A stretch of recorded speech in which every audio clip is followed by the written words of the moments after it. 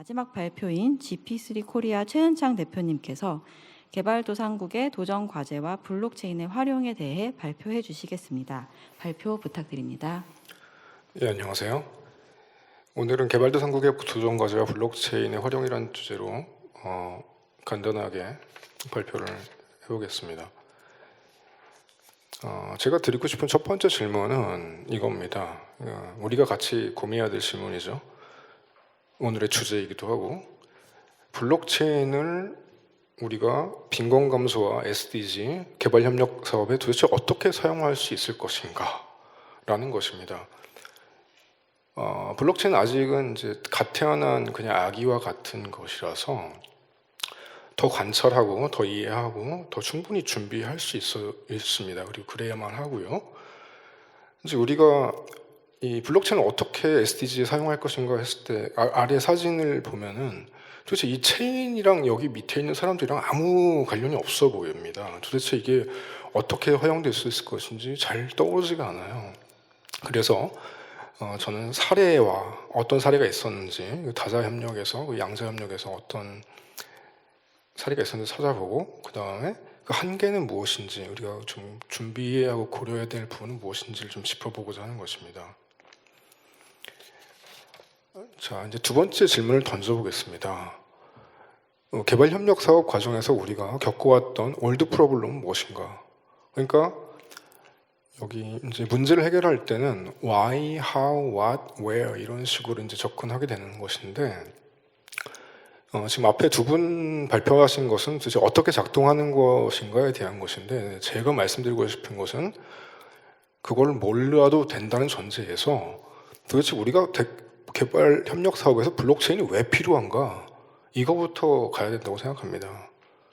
굉장히 베이직 코어 퀘스천인 거죠. 그죠? 도대체 우리가 왜 필요한 걸까? 왜 필요한 걸까를 생각해 볼 때 떠오를 수 있는 질문이 바로 이것입니다. 개발 협력 과정에서 우리가 겪어왔던 올드 프로블럼은 무엇이었나? 우리 계속 불편을 겪고 쓸데없는 일이라고 생각하는데 계속 해야만 했던 그런 것들을 블록체인을 통해서 없앨 수 있지 않을까 이렇게 생각을 해볼 수 있다는 것이죠. 어떻게 그러면 그 올드 프로블럼을 개선할 수 있을 것인가? 이를테면 원조 비효율성, 과도한 거래 비용들, 수수료 지출, 그리고 부패, 원조 투명성의 문제들, 그 다음에 은행을 이용하지 못하는 많은 빈곤층들 이런 사람들 개선할 수 있지 않을까라고 생각해 볼 수 있는 것입니다. 그러니까 우리가 이제 대부분은 이제 하후에 대해서 굉장히 걱정을 하는데 우리가 기술적 노하우 작동 방식 몰라도 그 기능하고 특성만 알면 됩니다. 우리가 뭐 자동차 센서들 어떻게 작동하는지 몰라도 자동차 운전을 충분히 할 수 있고요. 그 다음에 뭐 마이크로웨이브라가 뭔지 몰라도 뭐 전자레인지 충분히 돌려서 밥 데워 먹을 수 있는 것처럼 우리가 블록체인에 대한 뭐 협의 프로토콜 자체를 몰라도 블록체인을 사용할 수 있습니다. 근데 다만 이 개발원주 기관에서 이제 알아야 될 부분이 뭐냐면은 블록체인 기술을 어떤 목적에 왜 필요한데 사용하겠다라고 했을 때 그 기술은 아웃소싱 할 수 있습니다만 그 설계에 대한 그 요구 분석을 할 수 있어야 된다는 것입니다. 그것을 해줘야지 되는 것이죠. 그래서 이제 하우는 일단 제껴보고요. 도대체 어떤 목적에 사용할 것인가도 고민해야 합니다. 그리고 where라는 것은 개발원주 수혜자가 사는 그 도시 국가의 특성과 맥락에 따른 접근을 해야 한다는 것이죠. 뭐 어디에서 성공했다고 그걸 그대로 갖다가 사용한다면은 그 제대로 성공하지 못할 가능성이 높습니다. 그래서 이제 어떤 목적인가 그것은 이제 휴머니터리안 에이드, 뭐 디벨롭먼트 컨텍스트, UN SDG 아젠다, 뭐 개발 협력 과제 이런 거라고 기본적으로 볼 수 있는 것이죠. 이거 제가 이제 좀 직관적인 설명을 위해서 그려봤는데요. 우리가 이제 뭐 블록체인 하면 떠오르는 것이 사실 비트코인입니다. 오른쪽에 보시면은 그 프라이빗 섹터를 떠올리면은 뭐 기술 기업들, 뭐 혁신, 그 IPO, 그다음에 이익 추구 뭐 이런 얘기를 계속 나오고. 근데 지금은 언론에서 하도 많이 비트코인에 대해서 떠들어대가지고 투기 대상으로 전락을 했고 부정적 인식이 증가했고 토큰 경제에 치우쳐져 있습니다. 그리고 이제 언론은 또 비트코인 테크놀로지라는 희한한 단어도 이제 사용하고 있어서 좀 부정적 인식이 많이 증가하고 있는 것이죠. 근데 실제로는 블록체인 기업들이 전부 다 비트코인을 하는 건 아니에요. 그래서 그 유엔에서 추구하는 지금 비트코인 블록체인 사업들을 보면은 프라이빗 섹터랑 같이 협력을 하고 있습니다. 그래서 협력 관계에 있다는 것을 우리가 알아야만 하고요. 그 가장 바닥에 있는 걸 밑바탕에 있는 이제 펀더멘털 특성을 우리 이해해야만 합니다. 그것이 뭐냐면은 그 분산형 장부 기술이라는 것이죠. 그래서 보안성, 뭐 기록의 신뢰성 이거 앞에서 전부 다 얘기하신 거고, 근데 제가 이제 가장 중요시 여기는 건 뭐냐면은 그 이 분산형 장부에 등록을 하는 순간 그 데이터가 바로 프로퍼티가 된다는 것입니다. 그 프로퍼티는 거래가 가능하고 자산 이동이 가능하고 소유권의 변화가 가능합니다. 그러니까 오너십이 등록만 되면 오너십이 인정되는 거니까 굉장히 이제 신기한 것이죠. 보이지 않아도 어딘가 멀리 있다고 하는데 그 쌀을 그리고 그 생선을 프로퍼티로 믿는 것입니다. 그러니까 이 실물 경제 속으로 등록하는 순간 바로 편입이 돼버리는 것이죠. 이것은 굉장한 혁신이라고 볼 수 있습니다. 그 전제가 이제 데이터가 무결해야 된다는 것이죠. 데이터를 어떻게 검증할 것인가는 이제 다른 문제인 것이고요. 그래서 이 기본적 특성을 이해만 하고, 그래서 이렇게 됐을 때 어떤 변화가 찾아오냐를 살펴보면은 제가 X표 쳐본 데를 보시면은 그 중간 매개자들이 사라지게 됩니다. 중간 매개자에 대한 의존과 수수료가 소멸하게 됩니다. 제가 볼 때는 이것이 가장 큰 구조적 변화라고 생각이 드는데요. 그 뱅크, 그 거래 증명업자, 그 공인인증서 우리 불편을 겪었었죠. 그런 것이 사라지게 되는 것이죠. 그냥 공인인증서 자체가 그 너가 누군지 모르겠으니 그 베리파이 하라고 하는 그런 복잡한 프로토콜에 불과했던 것인 것이죠. 그래서 이 모든 것이 사라졌을 때 지금의 현재 금융기관들은 변화가 찾아올 수밖에 없고 그 변화를 위해서 노력을 해야 되는 상황에 처하게 됩니다. 근데 이제 다시 좀 더 추가해서 말씀드리면 등록된 순간 그것이 프로퍼티가 된다는 얘기는 그 프로퍼티가 돼지고기가 될 수 있고 자동차도 될 수 있고 부동산도 될 수 있고 뭐 저작권도 될 수 있고 증권도 될 수 있어요. 근데 그것을 뭐 설계자 마음대로 하는 것이 아니라 그 국내 법제도가 그걸 따라가 줘야 됩니다. 그 등록이 블록체인의 등록이 유효할 때 프로퍼티 인정하겠다라는 제도가 따라가 줘야 되는데 그것이 안 된 상태에서 먼저 앞서 나갈 필요는 없는 것이죠. 우리가 개도국 가서도 마찬가지입니다. 그럼 그렇게 하면 실수가 되는 것이고요. 세 번째 질문을 던지겠습니다. 우리가 만일 개발원조 자금의 사용 내역, 국제 송금, 보건 의료를 아주 적은 비용으로 기록하고 그 데이터를 신뢰할 수 있다면 도대체 무슨 일이 생겨나게 될까? 이거 아주 즐거운 세 번째 질문입니다. 이것은 이제 아래 그림은 이제 에이드테크 CEO가 그린 그림인데요. 이제 블록체인이라는 게 사실 뭐냐면 피어 투 피어 기반으로 계속 함께 벽돌을 쌓는 것입니다.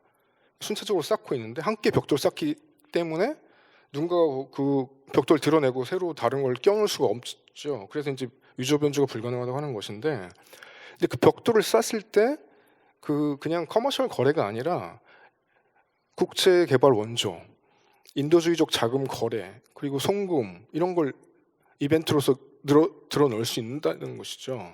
그 데이터를 블록으로 쌓는데 그 블록 중에 하나가 저렇게 국제개발 원조라든지 뭐 송금, 그 보건의료 행위라고 한다면은 그 신뢰 데이터가 계속 쌓이니까 그것을 믿게 되는 것이죠. 그러면 어떻게 되죠?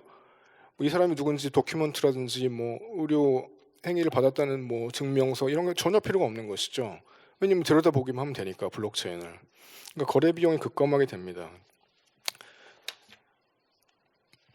자, 블록체인의 활용 영역은 이것이 이제 오늘 가장 중요한 슬라이드라고 할 수 있는데요.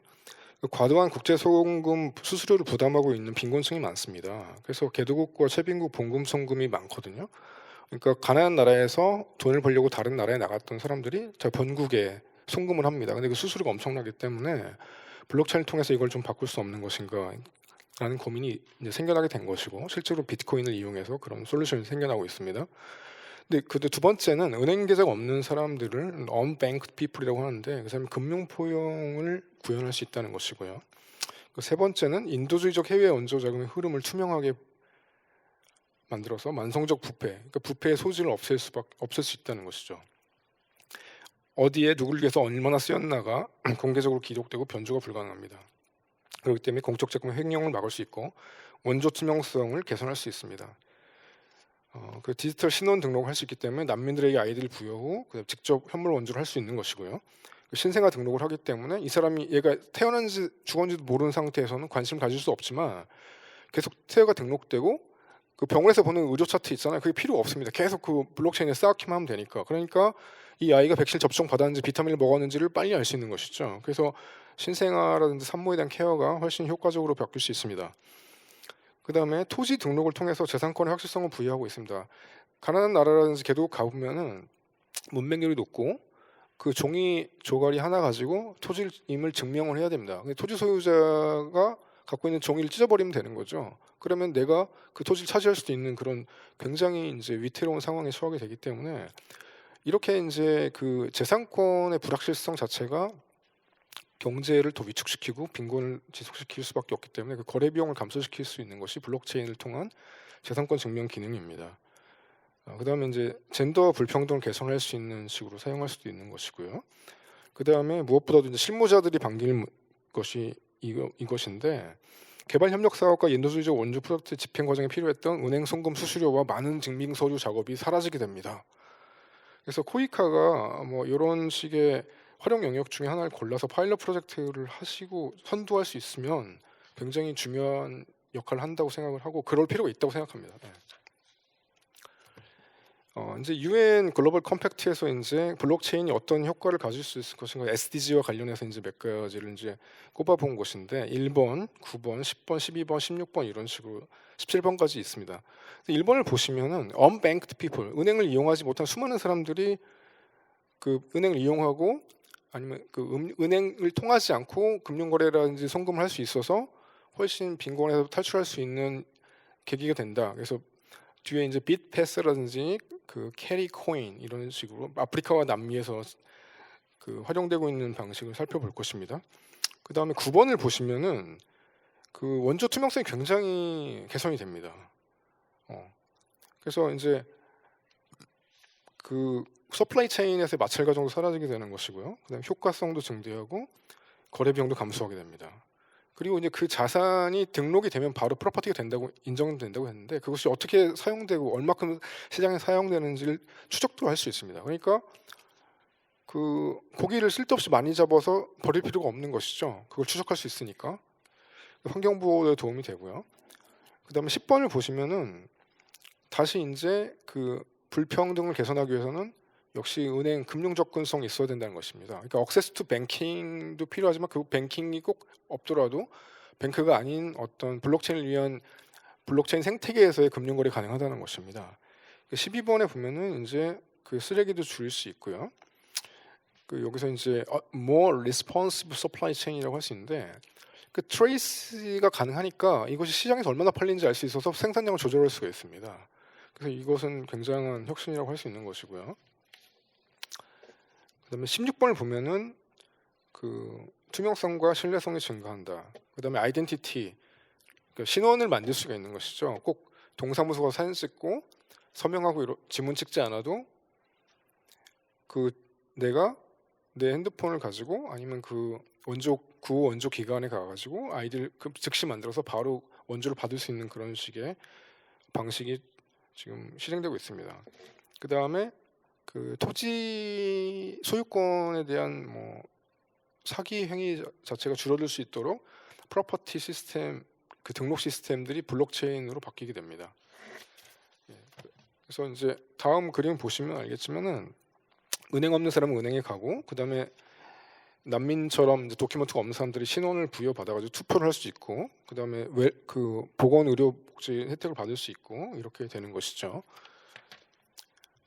그 지금 유엔에서 나온 페이퍼가 3년 전 건데 그 이제 궤도에 이제 블록체인이 사용 자체가 이제 궤도에 오르고 있습니다. 아직은 숨고르기 단계인데 메인스트림까지 가지는 않았습니다.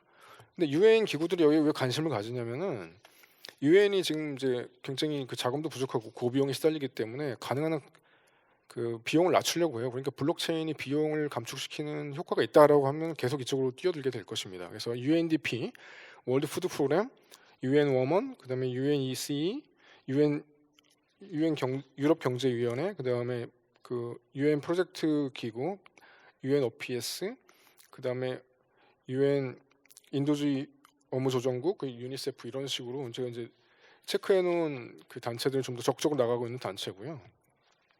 그래서 좀 일람해 보자면 UN 월드 푸드 프로그램 자체는 블록체인을 통해서 난민 식량 지원을 했습니다. 근데 이것을 통해서 이번에 노벨 평화상을 받게 된지 모르겠습니다만 굉장히 선도적인 역할을 했죠. 요르단에 이제 시리아 난민들이 몰려들었는데 거기 블록체인 기반 시스템으로 현금 이체를 빠르게 진행했습니다. 가운데 은행이 끼지 않았습니다. 그러니까 되게 빠르게 됐고 그 난민들도 만족을 했던 것이고요. 그 블록체인 자체라는 것이 꼭 두드러지게 뭐 절차를 복잡하게 만드는 것이 아니라 그냥 은행을 빼고 기술적으로 잘 활용을 해서 수혜자들한테는 이것이 뭐 그냥 평소와 별 다를 게 없는 방식이 됐고 좀 시간을 줄일 수 있었습니다. 수수료를 절감할 수 있었고 재정 손실도 감소하고 은행에 줘야 되는 수수료가 없어지는 거니까요. 그다음에 은행에 줄 때도 그 누구한테 줘라고 해서 수혜자에 대한 명문단을 줘야 되는데 그런 개인정보도 주지 않아도 되는 상황이 됐습니다. 이 UN 워머는 이제 은행을 끼지 않고 여성들에게 직접 자산을 보낼 수 있는 그런 시스템을 개발했고 이건 사실 월드 푸드 프로그램 거를 이제 가지고 이제 잘 이용을 한 것인데 이렇게 호환성도 가능합니다. 유니세프는 이제 나인니즈란 기업에 투자를 해가지고 그 매니징을 좀 더 효과적으로 바꾼 거죠. 그 엠플레이라고 하는 개인정보 플랫폼을 통해서 유아발달 프로그램의 등록 계약 정보 관리 시스템을 제공하고 있습니다.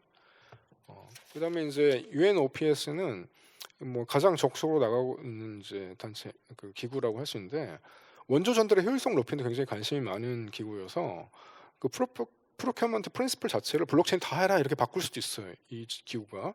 지금은 이제 지불 신원, 데이터 저장, 공급망, 펀딩 플랫폼 5가지 영역에서 블록체인을 통한 어떻게 이용할 것인가에 대해서 지금 계속 이제 그 UN 기구들의 의견을 듣고 있는 단계입니다. 그 UNDP 세르비아는 어떻게 되냐면은 수혜자들한테 송금하는 비용 그 수수료 자체를 절감시켰어요. 그래서 그 여기서도 이제 에이드 테이크가 도움을 줬는데 블록체인 기술 사용해서 수혜자에게 신안을 발급하고 송금을 직접 할 수 있는 이런 방식을 사용했던 것이죠. 그래서 유엔은 이제 고비용 절감이 굉장히 필요한 과제이기 때문에 블록체인이 이제 효과성이 입증되면 선택 여지 없이 이렇게 바로 갈 거라고 생각합니다. 그래서 이제 inefficient distribution을 바꿀 수 있는 방법은 무엇일까라고 이렇게 질문을 하기 시작했던 것이죠. 벌써 이게 3년 전 얘기고요. UN 워머는 블록체인을 활용해서 여성과 소녀에게 직접 현금을 지원하는 이런 식의 프로젝트를 시작을 했습니다. 여기 이제 보시면 알겠지만 이 행사 그림인데요. 행사 사진인데 뉴욕에서 열린 이제 전시회 같은데 실제로는 블록체인 시연회입니다. 여기 보시면 알겠지만 이렇게 컴퓨터가 있는데 이게 바로 블록체인이 사용될 수 있는 컴퓨터예요. 그래서 어떻게 실현되는지를 여성들을 초대해서 다 설명을 해줍니다. 중간 매개자가 없고 그다음에 수수료 소멸하고 좀 더 빨리 그 원조 자금 전달할 수 있다고 설명을 해줘요. 그러니까 굉장히 사람들이 호응을 해주고 여기 보시면 알겠지만 그 왼쪽에 있는 그 블록들이 많죠. 이 블록 하나하나가 데이터라는 얘기인데 이렇게 이제 표현을 해서 사람들이 이해하기 쉽게 만들었습니다. 사람들이 이게 이렇게 자연스럽게 굉장히 관심을 가지게 되는 것이죠. 딱딱한 공청회가 아니라 이렇게 사람들에게 직접 와서 만져보고 뭐 실제 해보라고 이렇게 경험을 유도하는 이런 식의 이벤트는 굉장히 권고할 만합니다. 그래서 이제 우리나라로 돌아와서 SDG와 관련해서 지금 아까 앞에 말씀드렸던 SDG 1번, 9번, 10번, 12번, 17번, 16번 이런 것들이 어떻게 적용될 수 있는 것인가는 이제 브라우징을 해보면서 생각을 해보셔야 되는 건데 뭐 공공행정도 가능할 수도 있고 근데 제가 볼 때는 이제 농촌개발 쪽에 좀 관심이 많이 가질 필요가 있다고 생각합니다. 그리고 에너지에 대해서 에너지 블록체인이라는 얘기가 많이 나왔는데 아직은 궤도에 오르는 단계는 아닙니다. 그래서 성평등도 여성을 위한 그 뱅크 이용 못하는 여성들을 위한 블록체인 서플라이가 있고 그다음에 기후변화에 대항하는 CCC라고 하는 그런 블록체인을 이용한 솔루션이 지금 나와서 서로 협력하고 있는 단계입니다. 자, 이제부터는 좀 더 본격적으로 이제 케이스 스터디를 한 10개만 해보겠습니다. 근데 먼저 문제적 상황을 디파인하고 그 다음에 솔루션이 왜 필요한가에 대해서 설명하는 식으로 하겠습니다.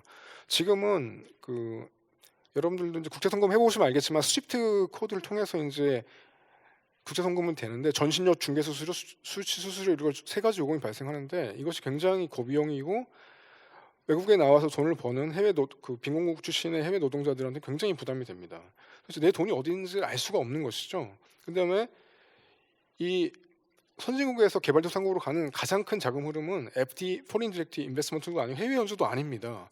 가장 큰 돈은 해외 노동자들이 봉급 송금하는 돈이고 이게 6,800억 달러의 규모예요. 그러니까 여기서 이제 3% 4%를 뛴다고 생각해 보세요. 얼마나 큰 돈인가? 은행들이 가져가는 돈입니다. 역설적으로는 블록체인 도입하면 사라질 수 있는 것이죠. 매년 14억 달러, 소말리아만 한정한 그 가난한 소말리아만 해도 14억 달러가 송금이 됩니다. 본국 송금. 근데 여기서 스위프트 수수료가 7.1%에 불과해요. 7.1%나 됩니다. 세계은행에 따르면은 가장 비싼 송금 수수료를 지불했던 국가는 11%나 됩니다. 그러니까 이것이 엄청난 돈이기 때문에 이것이 뭐 빈곤국가한테는 부담이 되는 것이고, 외국에서 일하는 개발도상국 또는 저개발국 노동자에게 국제 송금 수수료 면제해도 주더라도 그 상당한 효과를 거둘 것이고, 그래서 유엔이 2030년 지속가능한 개발 목표의 과제로 선정하여서 이 수수료 문제를 들여다보기 시작했어요. 그래서 이주 노동자의 송금 거래 비용을 7.2% 수수료를 떼어내서 3% 미만으로 어떻게 바꿀 수 없을까라고 이제 얘기를 하고 있는 것입니다. 그래서 블록체인이 고비용이 느리기만 한 국제 송금 시스템을 어떻게 바꿀 수 있을 것인가, 이것이 코어 퀘스천이 할 수 있는 것이고, 그런데 불구하고 여건은 안 좋습니다. 왜냐하면 개도국에서는 신원 증명 서류도 은행 계좌도 없는 언뱅크드 피플이 상당수이기 때문입니다. 그래서 그 세계 경제 포럼도 이 문제를 직시하기 시작했는데요. 금융 소외 자체가 이것이 이제 빈곤의 큰 뿌리라는 것입니다. 뭐 소득 자체가 부족한 것도 문제가 있지만 은행을 이용하지 못하니까 긴급 자금 대출도 불가능하고 이 사람이 있는지 없는지도 뭐 신원도 안 잡히는 거죠. 그래서 약탈적 사채를 써야만 하고 그 사채를 또 갚아야만 합니다. 그래서 빈곤국가에서 아주 잘 되는 비즈니스가 고리대금업입니다. 그래서 이것을 이제 빈곤 극복의 차원, 그리고 블록체인 기술을 통해서 금융 포용의 차원으로 갈 필요가 있다는 것이죠. 동남아에도 이 문제는 마찬가지로 심각한 상황입니다.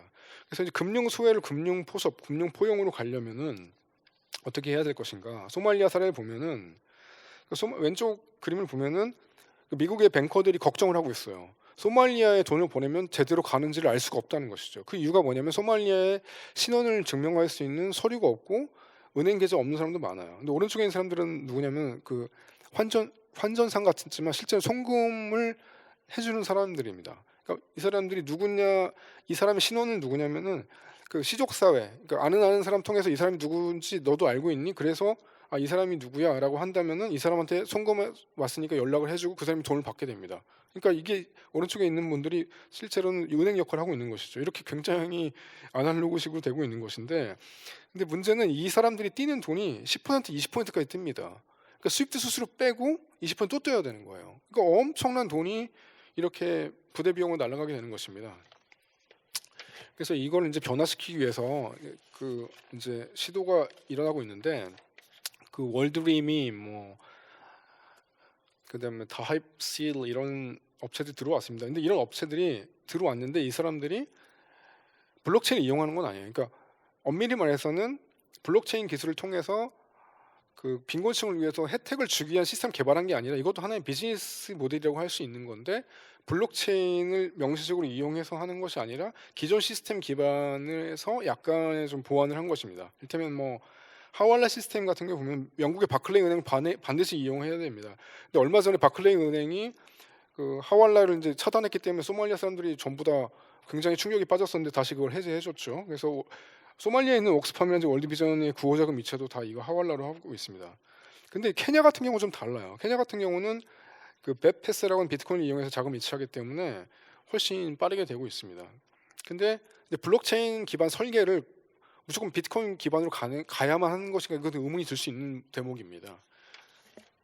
그래서 그 아프리카에서는 비페사, 남미에서는 캐리코인이 이제 되고, 캐리코인 같은 경우는 이제 자마이카에 본부를 두고 있는데 은행 서비스 접근이 불가능한 카리브해 인구 50%에게 은행 서비스를 제공하고 있습니다. 그래서 그 법정 금융기관을 통하지 않아도 그 송금을 할 수 있고, 그러니까 높은 수수료를 해결할 수 있다는 것이죠.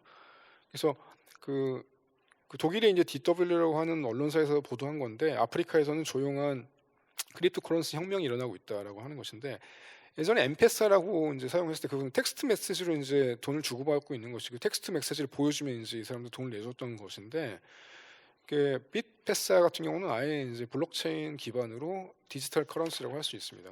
그 엠페사는 벌써 이제 그 옛날 모델이 된 것이죠. 두 번째 상황은 이제 신원 증명 수단의 부족입니다. 전 세계 법적 신원이 없는 사람이 11억 명이나 되기 때문에 그 월드 푸드 프로그램이라든지 국제 해외 원조 기관들이 복지 보건의료를 해주려고 해도 이 사람이 누군지를 모르고 동일한 사람한테 주사를 2번 줄 수 있고 동일한 사람한테 뭐 쌀을 2번 줄 수 있는 굉장히 비효율성이 생길 수가 있는 것이죠. 그래서 레바논 트리폴리에 이제 몰려든 난민들이 캠프를 이루었습니다. 그래서 이제 이 사람들한테 도움을 주려다 보니까 신원 증명이 없어요. 인원 규모를 파악하기도 힘들고 그 바우처로 식량 배부를 해야 되는데 누가 누구한테 존재를 알 수가 없는 것이죠. 그래서 수혜자별로 개인별로 디지털 신원을 빨리 생성해서 그 QR 코드와 플라스틱 아이디를 발급하고 그 아이디를 보여주면 이 구호자금 내주는 물품을 내주는 이런 식으로 이제 시스템을 만들었습니다. 그걸 처음으로 한 데가 바로 에드텍이라고 하는 이제 영국 회사인데 디지털 아이덴티티 시스템을 굉장히 빨리 구축을 했던 것이죠. 그래서 디지털 신원을 부여했고 나중에 2018년에 이게 이노베이션 어워드를 탔습니다. 그래서 지금은 제가 지금 많은 사례를 조사해봐도 에드테크가 가장 좋은 모델을 할 수 있고, 에드테크는 지금 그 해외 원조 기관들과 굉장히 긴밀하게 협조를 하고 그들의 니즈를 제일 잘 파악을 해서 디자인을 설계를 굉장히 빠르게 해주는 그런 회사입니다. 그래서 바우처 그 디지털 신원 기반으로 바우처를 만드니까 중복 배급이라든지 부패 문제가 해결됐던 것이고 난민 캠프에 또 굶주림이 사라지게 된 것이죠.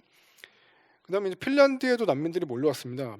그 여러분도 아시겠지만 이제 그 분쟁으로 인한 이제 이주민들과 그 아예 다른 나라로 가고 싶어하는 이제 망명 신청자들은 좀 법적으로 다른 지위에 있는 것인데, 그 난민들의 이제 망명 신청자들은 공식적 신분증이 없기 때문에 은행 이용이 불가능해요. 그러니까 핀란드에 있는 한 스타트업이 만든 이제 몬이라고 하는 화폐는 금융 시스템, 은행에 가도 누군지 증명할 수 없는 사람들을 위해서 새로운 은행 금융계를 만든 것입니다. 은행을 중재하지 않고로. 그래서 MIT 테크놀 리뷰에 소개가 됐던 것인데, 이런 거 보면은 그 원조 기관이 꼭 나서지 않더라도 그 스타트업들이 이 니즈를 발견하고 그 틈새에서 솔루션을 제공하는 상황도 많이 발생할 수 있습니다. 그러니까 오히려 원조 기관들이 이거를 설계하기보다는 이미 설계해놓은 솔루션들을 가져다가 사용하는 것도 좋은 방법이라고 할 수 있습니다. 그 ID 2020이라고 하는 UN 프로젝트가 있는데요.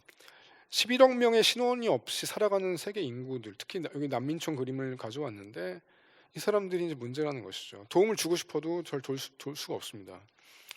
그래서 ID 2020이 뭐라면은 그 디지털 아이덴티티 시스템을 블록체인 구축하고 거기다가 이제 바이오메틱스랑 정보를 결합시키는 것이죠. 결국 생체 정보라고 할 수 있는데, 근데 이게 생체 정보에 대해서 거부감을 가진 사람들이 많이 있습니다. 유럽 같은 경우 생체 정보를 등록한다고 하면 기겁을 할 건데, 이 난민의 경우에는 선택의 여지가 없이 이걸 할 수 있어 나중에 이제 문제가 소지게 될 수 있습니다. 그래서 지금 ID 2020 사업에는 마이크로소프트라든지 그 엑센추어가 파트너로 들어가고 있고요.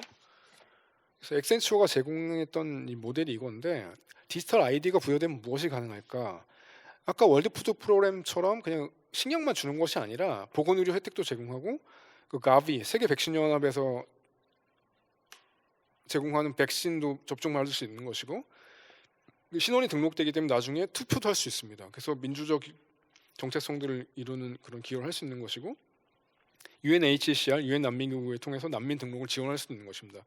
이렇게 하나의 솔루션 가지고 여러 단체들이 서로 신뢰 가능한 단체들이 이렇게 시스템을 이용할 수 있다는 걸 유념해 볼 필요가 있습니다.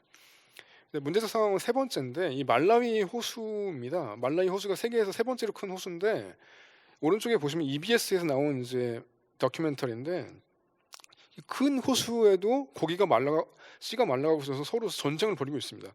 동네 사람들인데 만나가지고 싸우고 있어요. 서로 어저원이 고갈되기 때문에 내 고기를 가져가겠다고 서로 싸우고 있는 것입니다.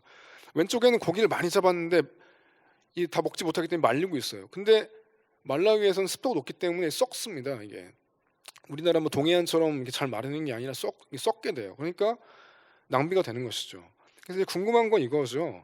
그 남핵과 경제 활동의 증가로 해서 말라위 호수가 이제 고갈되고 있는데, 환경 폐해가 되고 있는데, 이렇게 말라위 어부들이 오버피싱을 해도 그럼 이 사람들이 부자가 되는가, 수익이 남는가, 과연 시장 가격을 알고 가장 좋은 가격을 쳐주는 업자를 만나서 파는 것인가? 이것은 의문이라는 것이죠. 그렇지 못하고 있습니다. 그래서 많이 잡고 서로 싸워가지고 잡아서 계속 말리지만 썩어가는 이런 식의 악순환이 벌어지고 있는 것이죠. 뭐 이런 폴 콜리어라고 하는 경제학자가 있는데 빈곤의 경제학을 썼죠. 이분이 이제 말씀하셨던 건데 그 말라위에서 이제 성산을 건조시킬 수 있거나 냉장 보관이 불가능하기 때문에 남획을 하여도 경제 활동에 별 도움이 안 되고 시장 가격보다 헐값에 넘기는 경우가 많다고 하는 것입니다.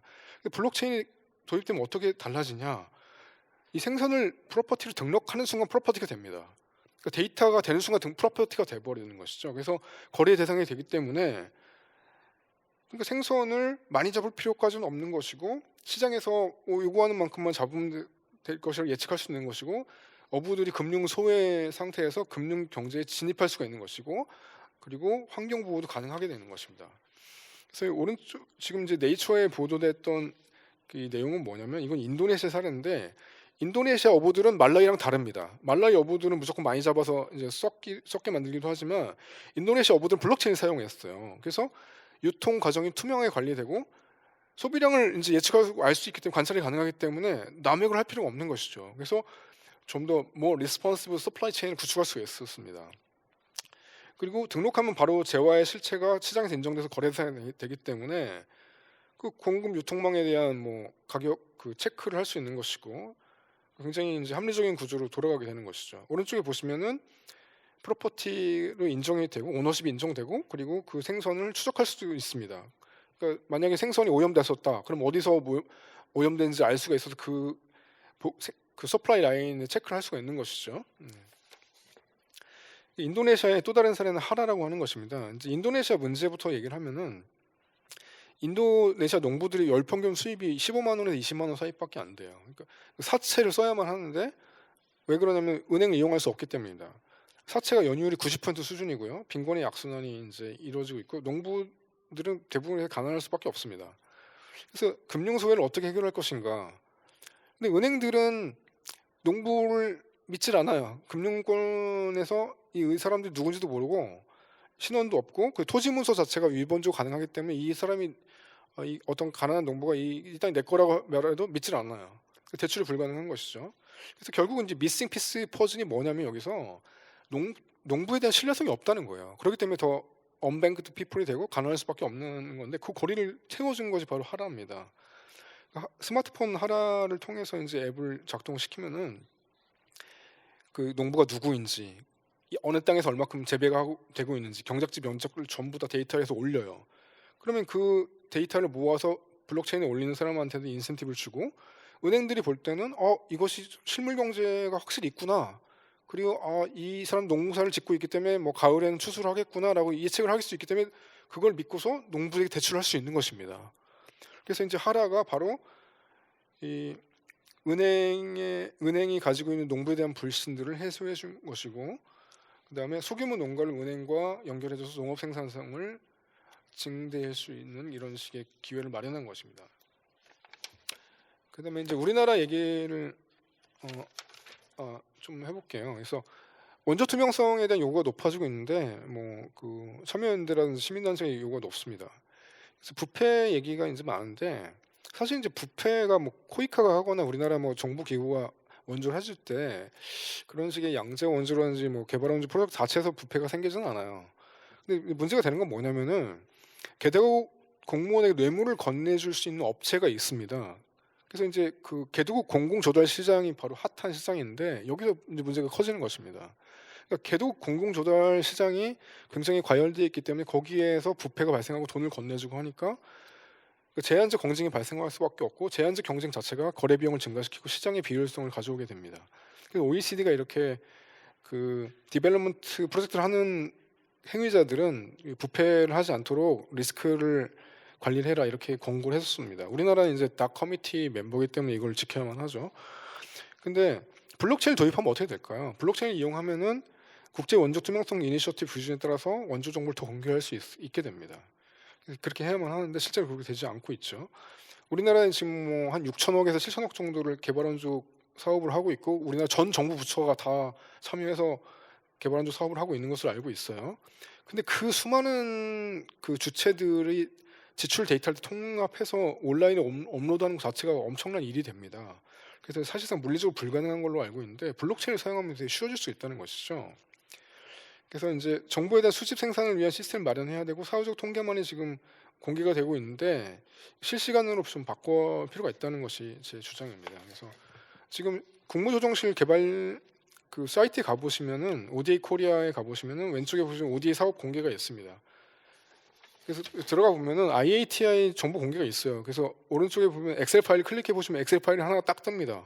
여기에 우리나라의 모든 그 개발 원조, 그러니까 개발 협력 프로젝트에 대한 리스크가 다 있죠. 보니까 이게 막 8,000개 넘어가던데 뭐 통계청, 지자체, 특허청 그리고 코이카가 다 있습니다. 찾아보시면 알겠지만 뭐 어떤 사업 설명이 있어요. 뭐 온실가스 뭐 몽고에 겨울 온실을 마련해 준다. 그리고 뭐 전문대 뭐 교육을 도와준다 이렇게 있어요. 근데 들어가서 클릭을 해보면은 이게 도대체 무엇인지 자세한 내용은 전혀 없습니다. 그렇기 때문에 상세 정보가 공개되지 않고 있고 이건 IATI 기준에도 못 미치는 상황입니다. IATI 표준 2.0을 보면은 사업 항목에서 32건을 공개하라고 하는데 우리나라에 23항목밖에 없었습니다. 그래서 이제 지금 그 재작년에 코이카 대학원 논문 공모 수상집에 보니까 이런 자료가 있던데 지금 여기 리스트업 돼 있는 것들이 지금 공개하지 않는 자료들입니다. 그리고 이제 지금 녹색 박스 친 것은 이제 그 2019년 후반부터 공개하기 시작된 내용들이고요. 좀 더 공개해야 되는데 이것이 왜 어렵냐? 일일이 입력하거나 취업하기 어려울 수 있기 때문에 이것은 좀 다른 시스템, 블록체인 같은 시스템 개발해서 공개할 필요가 있다고 하시는 것이 제 제안인 것입니다. 그래서 IATI는 뭐 그냥 뭐 국제기구 공식적 국제기구라기보다는 협의체인데요. 원조 사업과 관련된 정보계를 투명하게 하자고 하는 이런 권고를 내주고 있는 단체라고 할 수 있는 것인데요. IATI 항목들을 이제 충족하냐 해서 랭킹을 매기는데 우리나라가 지금 저기 하위권에 가 있습니다. 그래서 블록체인을 이용해서 이것을 좀 시도해 볼 수 있지 않을까 생각이 들고요. 그다음에 여기 홈페이지에 하나가 더 있는데 ODA 통계 사이트가 있습니다. 여기 가보시면 알겠지만 지금 2020년인데 2018년 자료밖에 없어요. 그러니까 정보 취합이 어렵고 공개 수준도 굉장히 낮다는 현실입니다. 아까 앞에 있는 IATI 기준 공개 그 데이터랑도 안 맞죠. 이렇게 데이터가 늦게 업데이트되고 그러니까 원조 투명성이 문제가 되고 국민들이 이쪽에 예산을 추가할 때 불만을 가지게 되는 원인이 된다고 생각합니다. 그 활용 사례 네 번째는 이제 원조 자금의 사용 추적인데요. 이거 이제 뭐 양자 개발 협력 과제가 아니라 뭐 휴메니테리안 에이드를 하는 단체 얘기인데, 그래서 스타트 네트워크라고 하는 데가 있어요. 여기서 개발한 디스버스라고 하는 플랫폼이 있는데 원조 자금을 추적할 수 있다는 것입니다. 그 물품 공유자부터 수혜자까지 완전한 정당간 가시성을 제공하기 때문에 여기서 부패가 일어날 여지가 없고, 영국 자선단체가 스와질랜드에서 실시를 해봤는데 실제로 자금 흐름을 추적했을 때 부패가 생기지 않았다, 이런 실험 결과가 있습니다. 다섯 번째 케이스 스터디를 해보겠습니다. 네, 아까 말씀드렸던 월드 푸드 프로그램 얘기인데요. 그 여기 이제 기존의 방식들 보면 뱅크가 있습니다. 뱅크가 있기 때문에 수수료가 발생하고 난민의 개인정보 은행에 넘어가게 되고 구호에 시간이 걸리게 됩니다. 두 번째 사진을 보시면 알겠지만 은행이 주도하고 결국 은행이 돈을 주게 되는 것이고, 상점에 그 난민이 가서 카드를 제시해도 결국은 은행이 돈을 주게 되는 것이에요. 근데 어떻게 바뀌게 되느냐 하면 현금 배분 절차가 간소화되는 것인데 블록체인의 도입으로 중간 매개자로서 은행이 사라지게 됩니다. 그래서 그 월드 푸드 프로그램이 개발했던 블록체인 자체의 이름은 빌딩 블록이라고 하는 그런 블록체인인데 혁신적이라고 할 수 있는데 그 이유가 뭐냐면 수수료가 없어지고 시간이 적게 들고 개인정보를 제3자한테 주지 않아도 되는 것입니다. 그래서 빌딩 블록으로 불리는 이 블록체인 플랫폼 자체가 굉장히 이제 하나의 그 샘플, 그러니까 베스트 프랙티스처럼 인정되기 때문에 다른 UN 워먼도 이 사업에 지금 껴들기 시작했던 것이고요. 그리고 세계 식량 계획이 그 난민촌만 한 게 아니라 파키스탄 신드에 가서도 했습니다. 좀 여성들을 위한 역할을 많이 했던 것인데, 블록체인 포 제로 한거라는 프로젝트를 했던 것인데, 인도주의 현금을 제공할 때 은행을 신뢰할 수 없는 경우도 발생하기 때문에 자기가 블록체인을 개발해가지고 실제로 빠르게 집행을 했다는 이런 성과를 보였습니다. 그 UN 워먼을 보시면은 그 시리아 난민촌, 요르단, 여기 시리아 국경 접경에 보면 그 요르단이 있고 거기 그 자타리 난민 캠프가 있습니다. 여기서 7만 6천 명의 난민이 들어섰는데 여기서 이제 홍채 스캔을 통해서 홍채 스캔이 뭐냐면 바이오메트릭 정보인데 이거를 연결했던 것입니다. 그 블록체인 시스템을 활용해가지고 빠르게 배분을 할 수 있었던 것이고요. 그다음에 취약한 토지 소유권 보호와 사기 문제를 얘기하겠습니다. 월드뱅크에 따르면 토지를 소유한 전 세계 인구 70%가 권리 보호에 취약한 상태에 있고 공식 토지 재정의 신뢰성이 부족하기 때문에 높은 문맹률도 있기 때문에 이제 소유권 보호가 미흡하다는 상태인데, 온두라스 같은 경우는 이제 이 소유가 있지만 국가 전산망에 보면 이 소유가 다르다 해서 이제 강탈한 사례가 많이 있었습니다. 그래서 랜드 타이틀 프로드가 빈번하게 발생되는 것이고 국제 투명성 기구도 이걸 문제 삼았었습니다. 그래서 그 왜 그러냐 원인을 찾아보니까 국가 토지 대장 자체의 데이터베이스가 해킹되고 토지 소유권 데이터가 변조가 됐던 것이죠. 그래서 누군가가 이제 공무원이 돈을 받고 결탁을 해서 바꾼 걸 수도 있고, 그래서 지금의 시스템 안전성이 결핍되어 있는 것이었습니다. 케냐에서도 비슷한 사례가 발생했는 것인데요. 불안정한 토지 대장 등록 정보를 바탕으로 분쟁이 발생하게 되는 거고, 토지 대장이 불안전하니까 누가 이름을 바꾸실 수 있는 것입니다. 그래서 여기 보면 사진을 보시면 이 프로퍼티는 판매하지 않습니다라고 계속 써 있는데 그 이유가 그 랜드 강탈, 랜드 그래핑 자체를 방지하기 위해서 써놓은 것이고요. 이렇게 되면 얼마나 그 토지 소유자들인가 부동산 소유자들이 불안하겠습니까? 그래서 이제 토지 기록의 변조가 불가능한 블록체인 도입이 이제 이게 됐던 것인데요. 그 이제 유명한 경제학자 에르난 데소토라고 하는 경제학자가 있는데 이 사람이 얘기하는 것이 뭐냐면은 이 빈곤층이 갖고 있는 토지라든지 재산권에 대해서 등록된 권리 증명이 있으면은 이를 담보로 삼아서 시장에 편입될 수 있기 때문에 경제 활동이 폭발적으로 증가할 것이라고 얘기를 한 것입니다. 그래서 블록체인을 통해서 불확실성을 해소할 필요가 있던 것이죠. 그래서 블록체인이 직접적으로 돈을 주는 것이 아니라 그런 기능이라기보다는 프로퍼티의 엔타이틀먼트를 확실하게 해주금으로써 좀 더 시장 경제를 활성화시킬 수 있는 그 데드 캐피탈을 라이브 캐피탈로 바꿀 수 있는 그런 식의 역할을 할 수 있다는 것입니다. 그래서 팩톰이라고 하는 미국 블록체인 기술 회사가 온두라스에 들어가서 이 블록체인으로 토지 대장 자체를 바꾸기 시작했어요. 그렇게 해가지고 그 월드뱅크가 어떻게 했냐면 온두라스에서 변화를 긍정적으로 평가했습니다. 더 이상 이제 그 토지 대장 조작한 사기는 사라지고 디센트럴라이즈된 그 토지 관리 가능하기 때문에 그 빈곤층이라든지 토지 소유권자들이 안정을 찾게 되었다라고 하는 것이고, 이 토지권 확보는 SDG 1번, 2번, 5번과도 직결되어 있는 것입니다. 그 아동 인신매매가 발생하는 몰도바 사례인데요. 여기서 이제 인신매매 문제가 많이 발생하니까 탐지가 어려웠습니다. 그래서 이 탐지할 수 그 은밀하게 진행되기 때문에 이 사람을 잡는다고 하더라도 이 아동이 유괴된 아동인지 알 수가 없어요. 그렇기 때문에 피해자를 특성할 수 있는 데이터베이스가 있어야 되는데 우리나라도 보면은 이제 어린 단계에서 프로필 정보를 등록하는 시스템이 있는데 지금 이런 식의 몰도바 같은 경우는 믿을 수 있는 고품질 데이터가 부족했던 상황입니다. 그래서 그 UN 프로젝트 조달 기구가 이 인신매매를 뿌리뽑기 위해서 파일럿 프로젝트 시작을 했습니다. 그래서 세계 신원 네트워크와 제휴해서 어렸을 때 이 아동에 대한 데이터를 이제 입력을 해놔가지고 데이터 조작을 할 수 없게 되는 신원 관리 시스템을 구축했던 것이죠. 지금 이 그래프 보면은 10만 명밖에 안 되는데요. 실제로 더 많을 거라고 봅니다. 이 10만 명만 잡힌 것은 실제로는 추적할 수 없었기 때문에 신원 정보가 없기 때문에 이 사람이 유기된 사람이라는 걸 알 수가 없었던 것이죠. 그리고 이제 블록체인으로 산모 신생아 관리를 하는 것인데 탄자니아에서 세계 최초로 블록체인 베이비가 태어나다 이런 식의 이제 선정적 기사가 있었습니다. 이게 뭐냐면은 블록체인을 통해서 아이가 태어나기 출산 전 단계부터 태아 단계부터 관리를 해주겠다 이 얘기입니다. 이 프로젝트를 이제 제안한 것도 에이드텍이라고 하는 아프리카 그 이제 회사와 아프리카의 팜 액세스라는 회사 같이 협력을 한 것입니다. 그래서 디지털 아이디어 블록체인 기술을 통해서 이 아이에게 엽산도 주고 뭐 이렇게 비타민도 받을 수 있고 이게 산모를 위해서 아동을 위해서 이렇게 데이터를 추적하면서 건강 상황을 보여줄 수 있는 것입니다. 그래서 그다음에 기후 변화 체인과 관련해 가지고는 UNFCCC가 이제 블록체인을 이용하기 시작했어요. 블록체인과 IoT 등을 이용해서 기후 금융을 이제 모빌라이즈하고 기후 변화 완화 및 적응을 통한 행동을 더 촉진한다는 미션입니다. 그러니까 지금 연합체의 성격으로 이제 하고 있는데 기후 행동의 영향을 모니터링하고 보고하고 기후 행동의 투명성과 추적 등을 향상시키고 녹색 금융 모빌라이제이션을 지원한다 이런 식의 것인데 지금 아직은 커다란 성과를 보이고 있지 않고 있습니다. 그래서 기후 감축 행동 측정 보고 검증에 집중을 하고 있는데 사실은 이렇게 일시적인 정보가 한꺼번에 다 연동되면 좋겠죠. 근데 크다란 성과를 아직은 보이고 있는 단계는 아니라고 생각합니다. 이제 정리를 하겠습니다. 이제 키 어플리케이션인데요. 그 첫 번째는 해외 연적의 투명성을 제고할 수 있었고, 두 번째는 신원 확인의 간편화와 금융 포용을 통해서 그 수수료를 간편하게 줄일 수 있었다는 것이고요. 그다음에 임산부 신상화 관리 시스템을 도입할 수 있고 양성평등에도 기여를 할 수 있습니다. 그다음에 빈곤층의 토지재산권 등록과 보호를 가능하게 할 수 있습니다. 그래서 이제 권고를 말씀드리겠습니다.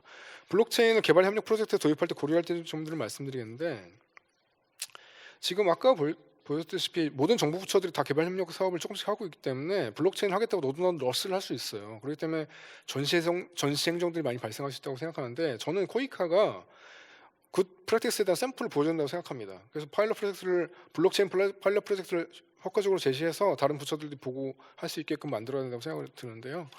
첫 번째는 이제 니즈를 충실히 분석을 해야지 전시성 행정을 하면 안 된다고 생각을 하고요.